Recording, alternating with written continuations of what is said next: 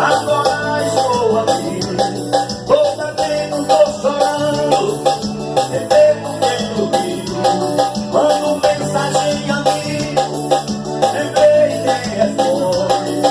Será que é só de raiva, ou se tá com outro homem? Estou mal.